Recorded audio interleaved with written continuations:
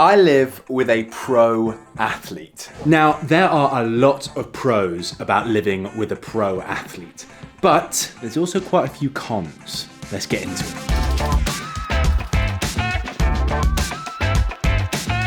Now, for all three of you that don't know who I live with and I'm in a relationship with, I live with Philly Bowden, a 2:29 marathon runner who is in the middle of a marathon training block for the Houston Marathon in January. She has just jetted off to Flagstaff, Arizona for some altitude training. And I thought, before I eventually jet out to Flagstaff as well to go keep her company, I thought we'd go through some of the pros and the cons of living with a pro athlete. Now, I'm going to go through these quite randomly. Pros, cons, everything in between. But make sure you stay till the end of the video because I will reveal the biggest con of living with a pro athlete, so stick around for that. So I guess one of the biggest pros is that she knows what she's doing when it comes to running. So I effectively get free coaching and advice all year round. Philly sets my training, she gives me fantastic advice on my training, and it's like having a running encyclopedia whenever you need it. She's currently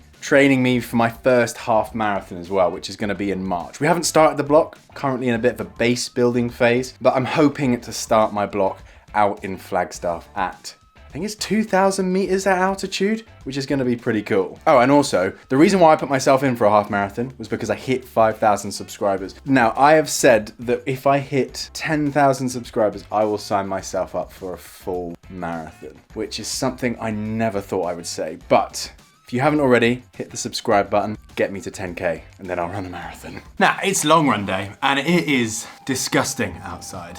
I have 75 minutes on deck today, and I don't want to do it. It is wet, it is cold. I feel like I haven't had a proper winter running yet. Although I had last year, as I said in one of my previous videos, I started taking running seriously in November last year. So all over kind of the Christmas, winter period, I was not running a lot. I was doing, walk runs, and then after that I was kind of going out for 25, 20 minute, long runs, got up to like an hour maybe after like the first 3 months, and then there we are, we're in spring. Whereas it is full on winter and I'm running a lot longer than I was, and I don't like it. I'm just gonna put it out there. I mean, I know there's a big problem in the running world. Running through the winter is tough, and I found it tough. Hey ho, gotta do it. Let's go. But before I go, why don't we do a con of living with a pro marathon runner? This is more prevalent when Philly is in a full-on marathon block, but it does affect the rest of the year as well. We religiously go to bed before 10 o'clock every day. Now, that might not sound like a con to most people. That might sound, wow, that's been brilliant. That's a lot of sleep. That's nice. I'm a night owl. I like staying up. I love watching telly in the evenings and relaxing, but because we have a crazy schedule and we work quite hard, by the time it gets to dinner time, we've had dinner, we've cleared up, it's time to get ready for bed, so there isn't as much time to kind of relax and kind of de-stress of an evening and watch a TV program. So I find that difficult in the high season when it is marathon training. The rest of the year, not so bad. But although I'm complaining about this specific one, I have to admit, the more sleep I get, the better I feel. So yeah, is it a con? Is it a pro? I can't, it's a bit of both, isn't it? All right, let's go for this long run. Recently, I've been just running my long runs from home. The reason why I stopped was because my little niggle was getting aggravated by going up hills. And I have managed to get over that, doing my SNC, I think just running more, which is partly it probably. But today I just felt like I just want to lock in, just completely zone out and just run flat back and forth. So I've come to the Middlewood to do my long run today. Yeah, let's do my activations and then we'll get going.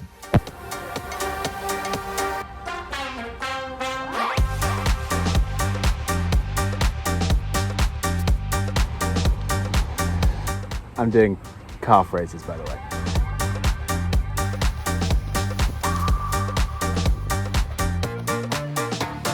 Woo.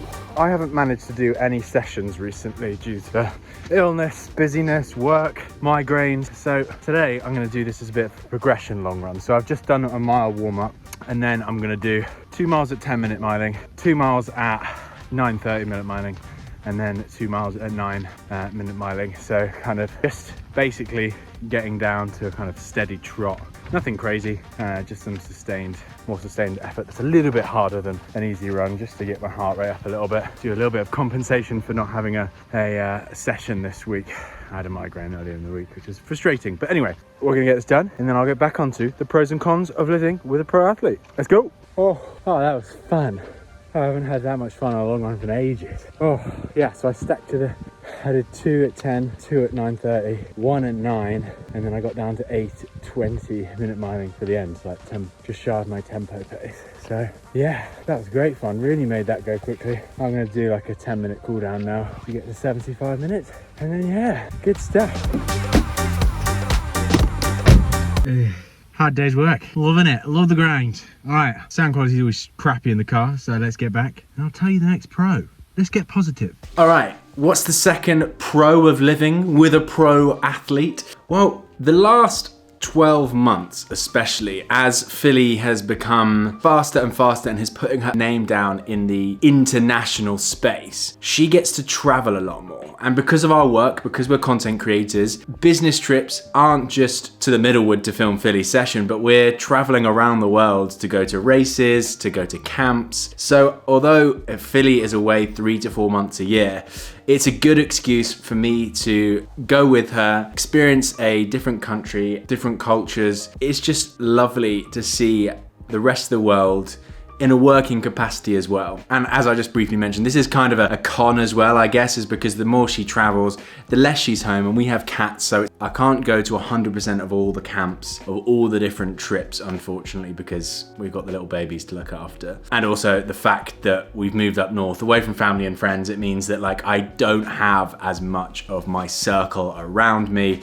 Therefore, when I'm on my own, it is a little bit lonely, but hey ho, I think being able to travel a lot more kind of outweighs the few weeks a year that I'm left on my own. I need to go have a shower because I am dirty and wet and stinky. So I'll do that and I'll be back when I'm clean. We got friends living in the house while we're away to look after the cats and just to house sit while we're away for Christmas and then into January. Which means, although they're friends and you know they're getting free accommodation in a reasonably nice house, I'm having to clean the whole house, but not just clean it in a way that, you know, I would be happy with it, cleaning it to a point that I'd be happy for someone to live in the house that's not us and not me. So it's those little corners that you forget to hoover because it doesn't bother you that much, or you hardly see it. But if someone is staying in your house, you gotta do it. And this is kind of a con because Philly's left me, so I have to do it all myself. So yeah, there's a bonus con. Anyway, I've been doing that. It's been long. So another con, which is the reason why pro athletes tend to be successful, but they have a huge work ethic. Their ability to just go on and on and on and work so hard at what they do and what they love. It's aspirational, but sometimes for partners, it is sometimes all-consuming. So everything in your day has to be aligned with their schedule. When she's running, when she needs to eat, recovery, all these things, that takes precedent most of the time. Especially in a marathon block. Everything is heightened when it's in a marathon block because you're training for that one goal. It's not like Philly can, like a lot of shorter distances, you know, go run a 5K, not have a great time, give it a couple of weeks to try again. You know, she's training for this marathon over, what is it, 12, 60, 14 weeks, I think her blocks are, all just for one race. So she has to get everything perfect, which means that's the priority, which sometimes can get in the way of life. And it doesn't mean that we don't do certain things. We still see friends, we still go see family, but it's not as much, and those occasions can be a lot more stressful because we're trying to fit everything around Philly's training, her nutrition, making sure that she's hydrated, making sure that she has enough rest, which can be a bit stressful. Let's just put it like that. It has to be done. I don't see it as a con in the way that like I would want that to change because I want Philly to do well, but sometimes it can be a bit stressful. A little bit like cleaning this bloody house at the moment. It's stressful. I've spent nearly like 2 hours on the bedroom and I haven't even finished. I need to hoover and that's finished. And it doesn't even look good. It just, everything has been moved out of cupboards and things, and that's the heavy lifting. And then I will come around and kind of polish the house, I guess. a couple of days before our friends come so that it's nice and squeaky clean for when they arrive, because I've still got a week and I'll probably end up making it dirty anyway again. But anyway, let's get back to cleaning the house. All right, it's the next day. Let's get back onto this. We're gonna do one more pro and one more con, so 3 of each that I've done. So, and as I said earlier in the video, the last con is the one that I think is the worst thing about living with a pro athlete. But first, before that, let's get on to the last pro. It's a little similar to what I was mentioning about going to bed earlier and how, for me, that's a con. Right? Because I like to stay up, I get work done in the evening, so sometimes it can be frustrating when I'm not able to go to bed when I want to, right? But in a holistic way, right? Philly doesn't drink. We don't go out and party. We're not in the habit of eating lots of fast food. Not that that's a bad thing, but I eat a lot healthier than I would if I wasn't with a pro athlete. So I think if I'm gonna make this the biggest pro it is, I live a better life because I'm with a pro athlete. I am habitually a little bit lazy, so my diet when Philly's not here slips. My sleep routine slips. I get less sleep, therefore I feel worse. So when Philly is around, when I'm living with her and she's this regiment, and everything has to be for the training, as I said earlier, although that's a con, especially with my migraines, and especially for someone who's prone to getting a bit ill, I think I have a much better quality of life because I'm with a pro athlete. I'm a healthier human being, which I think outweighs most of the cons. If not all of them. Even the next one, I think it outweighs it all. Also, I must caveat here as well that I love living with Philly. Although there's these pros and these cons, that's just about her as a pro athlete. Philly as a person, amazing to live with. We're like yin and yang. We do our bits around the house. So yeah, I have very few complaints. Although I've had to clean the cat litter trays the last 2 times, even though that's her job because she's been away. So anyway, let's get on to this last big con. What could it be? So what is this con that I've been banging on about? I don't really know what to call it, so I'm gonna call it a very catchy name. The Pro Athlete's Partner's Guilt. Very catchy. Now what is this guilt that you're talking about, Daniel? Well, this happened very recently. I caught a cold. I caught it from a plane journey, I think, back from France. Me and Philly did an amazing job for about a week of, being as far apart as you can physically when you're living together. We smashed it until about a week later, she caught the cold. And you feel really, really guilty because she then has to take time off in an extremely important time in her training. And yes, 2-3 days off running doesn't affect her fitness a huge amount because she runs so much anyway, but it has disrupted her training. She hasn't been able to do as many sessions as she wanted to down here before she goes to Flagstaff. And I'm not being completely irrational. I understand that that's not my fault. I can't blame myself for catching a cold and then giving it to Philly. That's just part of life. People get colds. But it still makes you feel like shit. This is not going to happen because Philly's super, super fit and she's kind of come out the other end. But if there was to be a bad day here or there, whether it's not even the race, whether it's just a session that doesn't go well or whatever, you're just like, oh, was that the fact that she's had the cold? And that's always weighing on me. And in my situation, it's doubly worse